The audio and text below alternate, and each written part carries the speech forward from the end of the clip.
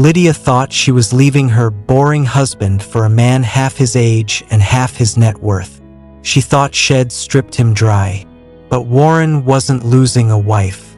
He was closing a trap. After 42 years of marriage, Lydia decided she was too young to be old. She traded her gardening shears for silk dresses and late nights, coming home at 2 in the morning smelling of expensive gin and expensive lies.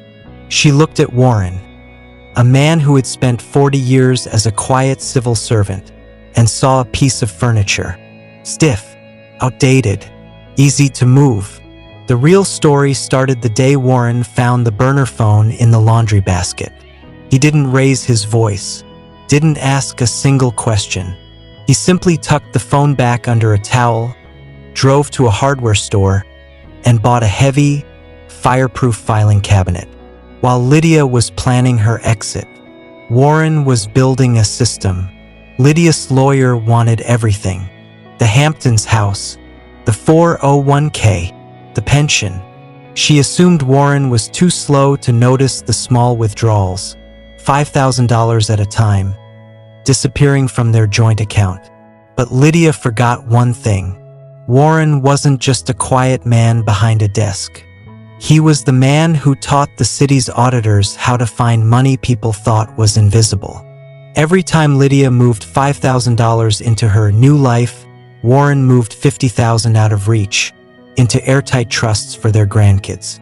On paper, Warren was becoming poor.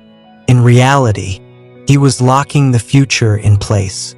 Then there was Julian, 35, a fitness trainer with charm that came too easily. Lydia was drawn in completely, funding his lifestyle brand with money she believed she was quietly taking. When she told Warren she was going on a spiritual retreat, he didn't argue. He helped her pack. Before she left, he fastened a vintage gold necklace around her neck. For protection, he said. For a second, she felt something close to guilt. Then she saw Julian waiting outside, and it disappeared. What she didn't know was that the necklace wasn't sentimental. It was strategic.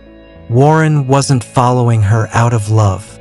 He was documenting everything. Every dinner, every hotel, every gift, time-stamped, filed, preserved. By the time Lydia came back and served the divorce papers, she believed she had already won. "I want the house," she said. "You can keep your stamps and your silence." Warren looked at the papers and smiled, not warmly, not kindly, just once. "I've already moved out," he said quietly, "but I left you something in the study." Inside, Lydia found it, a mountain of paper, receipts, records, photos, transfers, every dollar she had spent tied to Julian. Under the law, that wasn't just spending. It was waste, and waste had to be repaid, nearly $400,000.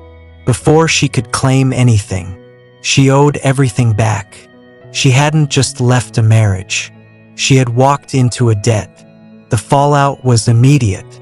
The children turned on Warren, called him cold, calculated. Their mother was crying online, telling her version, calling it manipulation. But then they saw the accounts. If Warren hadn't moved that money when he did, there would have been nothing left. No house, no pension, no future. He was the villain in the living room, but the only one protecting what remained. With nowhere else to go, Lydia ran to Julian. She needed him now more than ever, but he wasn't answering. When she reached his apartment, the door was open, and inside, she found Warren, sitting calmly, handing Julian a thick envelope. For a moment, Lydia thought she understood.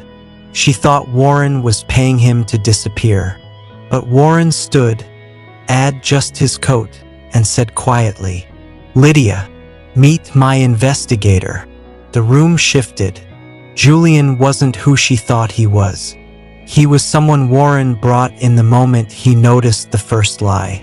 Not to force anything, not to control her, but to watch what she would choose.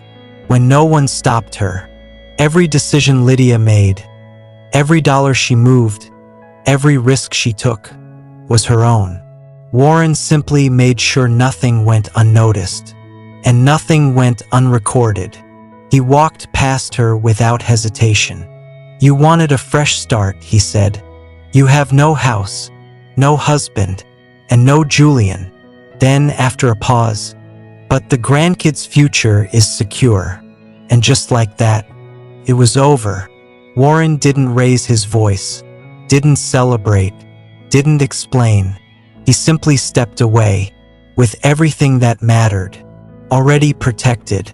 He won the outcome, but he lost the life he built to get there. Sometimes the quietest person in the room isn't the weakest. They're the one who already understands how everything ends. And by the time anyone else realizes it, it's already too late. If the story stayed with you, share it quietly. Someone you know might need to see it.